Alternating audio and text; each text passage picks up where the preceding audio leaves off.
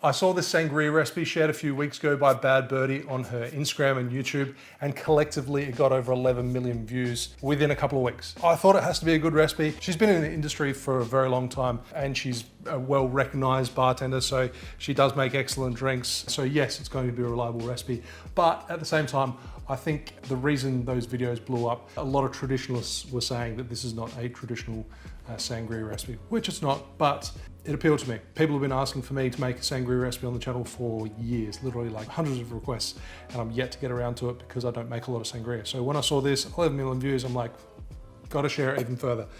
Even though this video will probably only get 20,000 views, which is a small dent in her 11 million views. All right, let's make the sangria.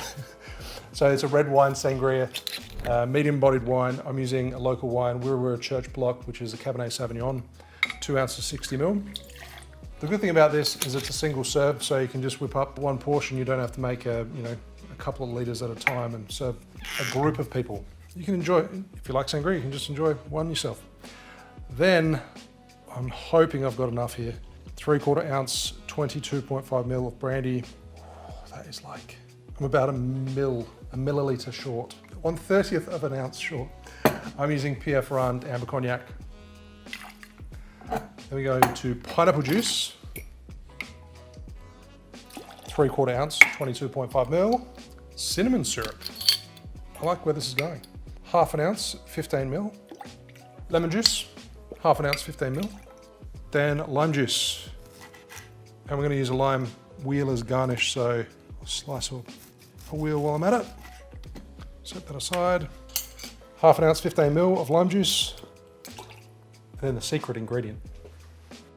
Let me grab it from the fridge. Coca Cola. Interesting. Now with the cinnamon syrup, if you don't have cinnamon syrup, you can of course try this recipe with simple, just not gonna have that warming spice character to it. Just a splash. This is the part that really intrigued me.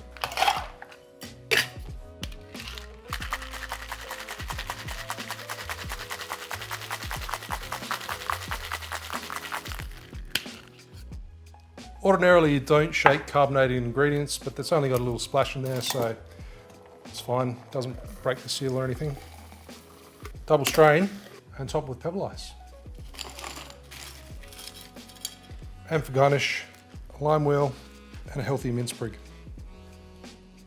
Looks pretty good. Presents really well. Let's see how it stacks up.